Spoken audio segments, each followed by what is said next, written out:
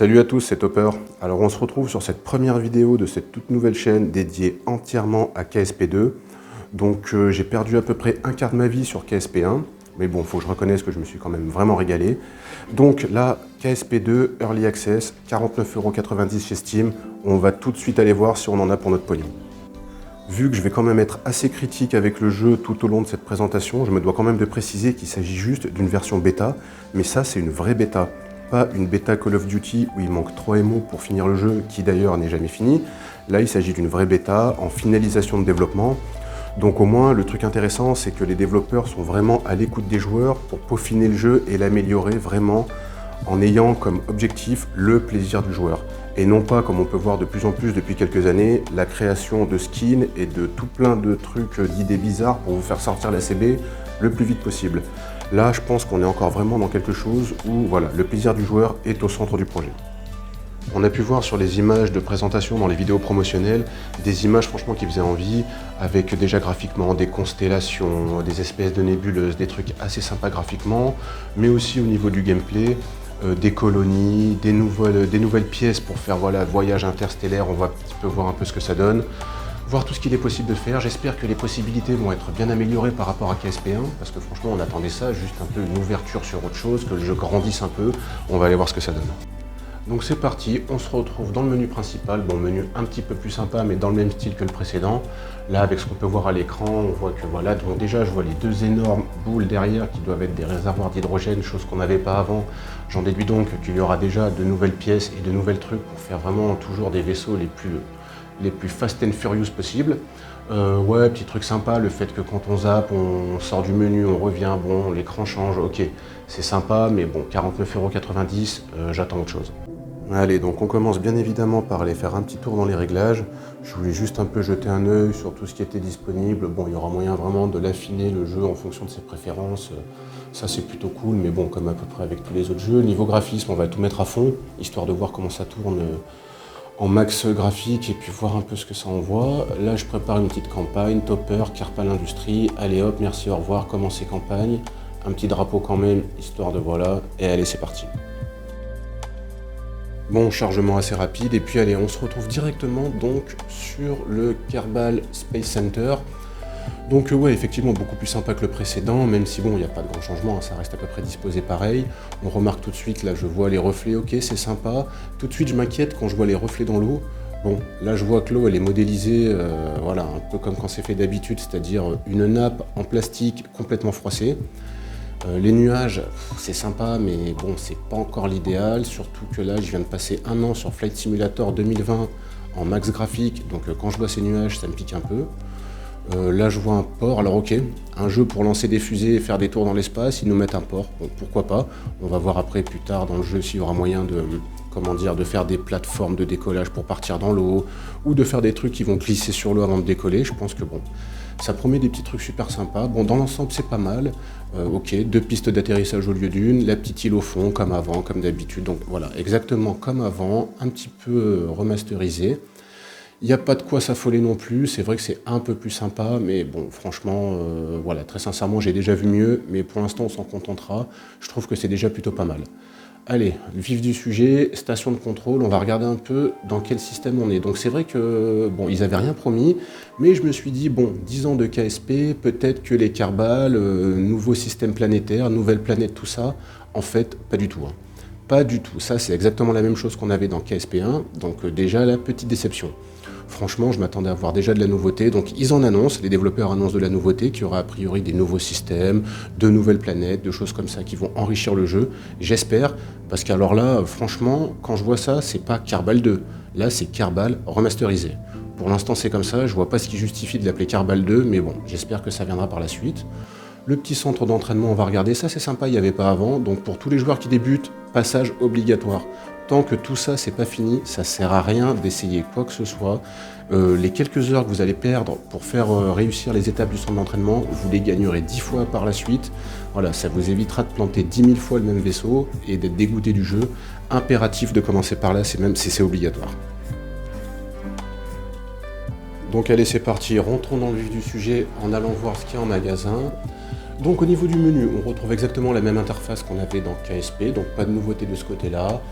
un petit peu des plus belles couleurs, même si je trouve qu'il y a un petit côté, on se rapproche des couleurs qu'on a dans le manga, avec les contours, avec tout ça. Bon, moi j'aurais préféré un peu plus de réalisme, mais je dois dire que bon, on s'habitue vite, c'est pas dérangeant, ça va très bien.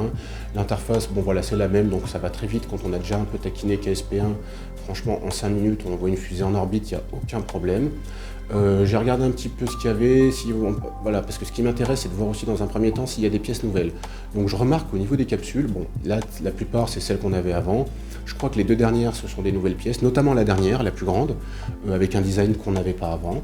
Donc ça, je trouve que c'est plutôt sympa. Ça veut dire que déjà, il va y avoir des nouveaux trucs, parce que quand j'ai vu le système solaire, je me suis dit, ok, donc KSP remasterisé, il n'y aura rien de nouveau. En fait, si. Il nous facilite un peu la tâche avec, par exemple, cet élément.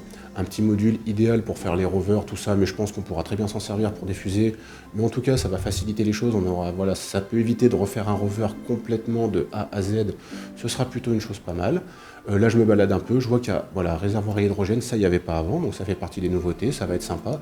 Vu la taille, je pense que ça va être vraiment pour faire... bon, dans un deuxième temps, il faudra peut-être attendre des mises à jour, des vaisseaux vraiment immenses. Je verrai un petit peu plus tard si on peut d'ores et déjà construire vraiment des gros trucs, mais bon, je pense que ce sera pour après.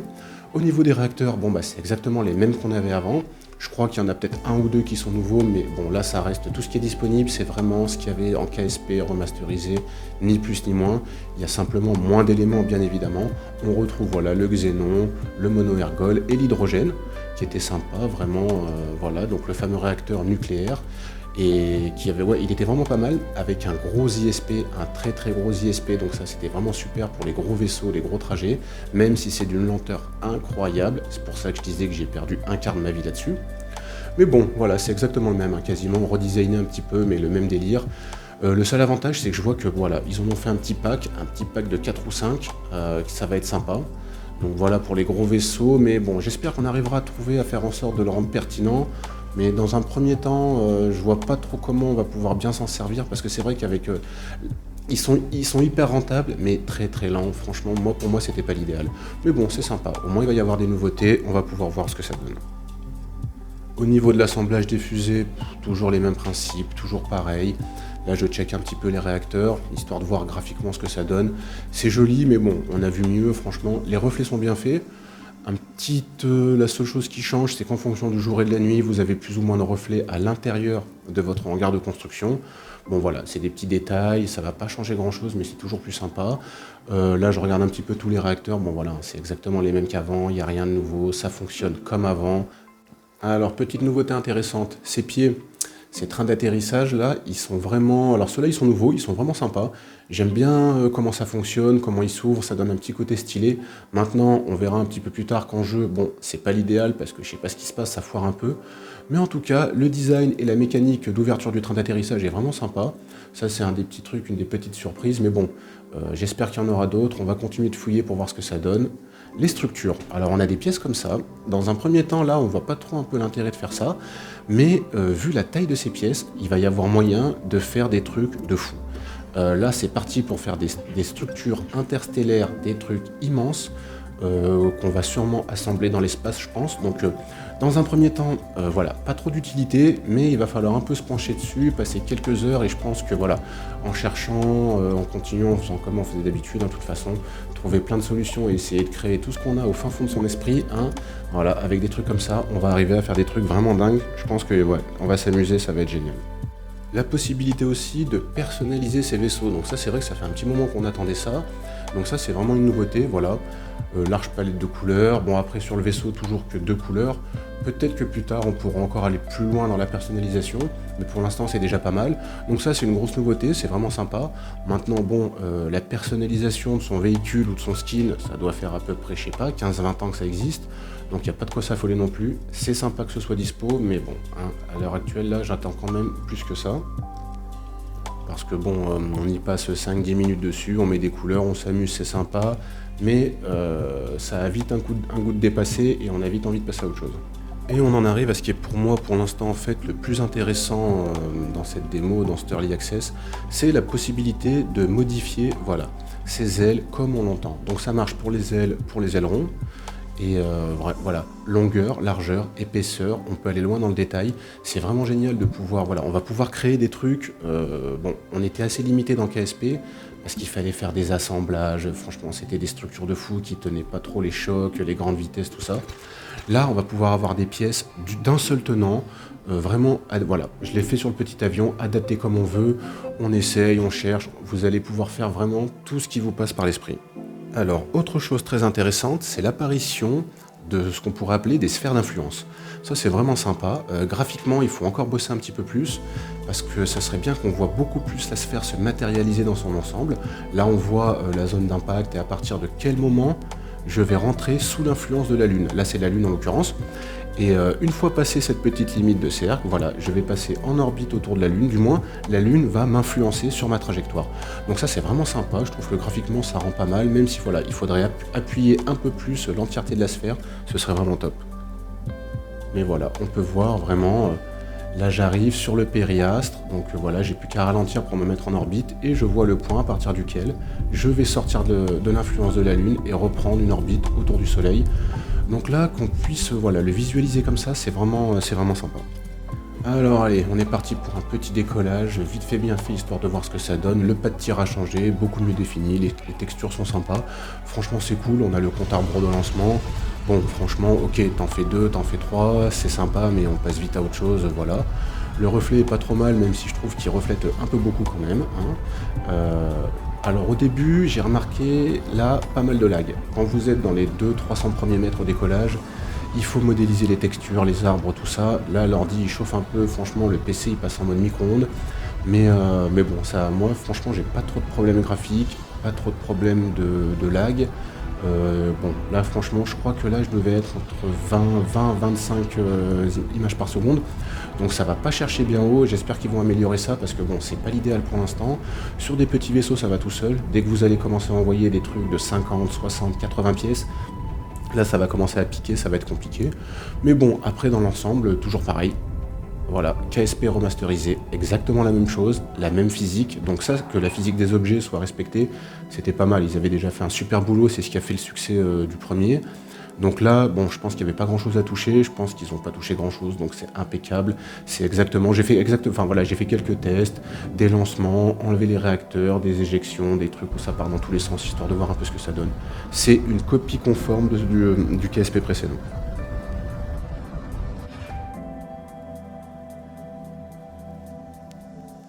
Donc comme on peut le voir, les images sont quand même beaucoup plus nettes, même si à certains moments comme ça, bon, la planète c'est pas dégueulasse, mais bon, les contours c'est pas top, les nuages c'est pas top, les ombres, bon alors d'ici, je devrais, bon, dans l'idéal franchement c'est pas top. Le vaisseau, le perso c'est hyper bien défini, en arrière-plan de la planète c'est pas génial.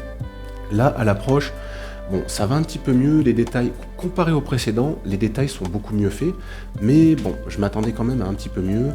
L'appareil, les nuages, comme je vous ai dit, je me suis fait 1 an et demi de Flight Simulator 2020, bon, les nuages c'était autre chose, l'atmosphère, tout ça c'était beaucoup mieux fait, donc bon, j'aimerais bien qu'ils améliorent un petit peu ça. Donc on essaye plein de trucs, pareil, hein, j'ai tâté un petit peu dans tous les sens, pour voir un petit peu ce que ça donnait. Là je suis quand même choqué par voilà, la surface. Dans l'ensemble c'est bien fait, mais bon, on voit tourner des jeux où quand même voilà, c'est beaucoup mieux. Donc là, vous voyez la réaction des vagues et tout ça, c'est vraiment pas mal, mais la texture finale, bon, moi je trouve que c'est pas encore l'idéal, voilà.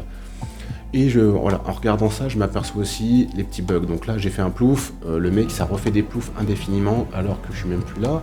Le parachute, pas mal. Alors au niveau de la réactivité, de comment le parachute réagit avec l'air, c'est excellent, franchement, il n'y a rien à dire. Cependant, moi, graphiquement, bon, c'est un peu de la merde quand même, hein. Bienvenue en 2002. Je trouve que j'espère qu'au niveau de texture, ils vont arriver à améliorer ça. Pareil pour tous les petits bugs, ça je m'inquiète pas. Mais là, des chutes comme ça, bon, le compteur qui suit pas, il me dit que je tombe à 170 mètres secondes. J'arrive, je fais plouf comme si je sautais dans un bain. Je m'attendais quand même à autre chose, mais bon, c'est pas grave. Là, pareil, vous voyez, on sait pas s'il est dessus, dessous, il nage en l'air, il nage pas, on sait pas ce qui se passe. Bon, c'est pas grave. Des histoires au décollage aussi où impossible de piloter la fusée. Là, ça doit faire 10e décollage de suite, je suis en train de m'exciter sur les touches, ça veut pas ni gauche, ni droite, ni quoi que ce soit. J'ai simplement le RCS pour piloter.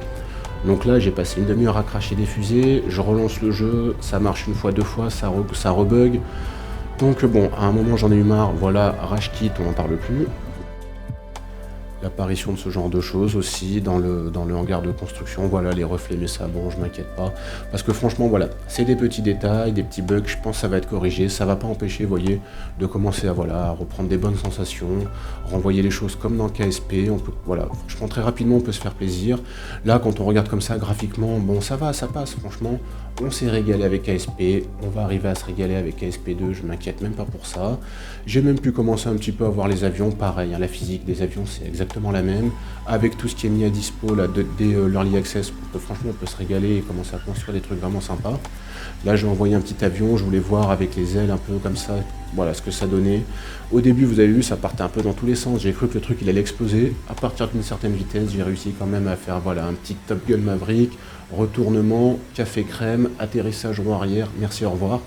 Donc franchement non, moi au début je trouve ça très prometteur, je me suis bien régalé, même si comme je dis, bon je suis assez critique voilà, en termes de graphisme et tout ça, j'attends quand même mieux, et surtout j'espère qu'il va y avoir un nouveau, alors pas un système solaire, mais un nouveau système de planètes, avec de nouvelles choses à découvrir, des trous noirs, franchement j'espère qu'ils vont arriver à nous surprendre et qu'on va pouvoir se régaler comme ça. Donc pour faire un petit bilan de ce KSP2, je dirais que c'est très prometteur, mais pour l'instant un peu décevant. Donc comme j'ai dit, je sais que c'est l'Early Access et qu'il ne faut pas s'affoler pour ça. On verra à la sortie du jeu complet et définitif ce que ça donne. J'espère que les choses iront dans le sens, voilà, un nouveau système solaire, beaucoup plus de pièces, et puis voilà, tout en préservant la physique du jeu et en améliorant les graphismes. Et si ça va dans ce sens-là, je pense vraiment qu'on va se régaler. Voilà, j'espère que cette vidéo vous a plu. On se retrouve dans les commentaires si jamais vous avez justement un petit commentaire, des précisions à apporter ou des questions. Et puis je vous prépare une prochaine mission avec un petit aller-retour sur la Lune et on va essayer d'aller trouver un peu la fameuse Stargate. On se fait ça dans la prochaine vidéo. À très bientôt.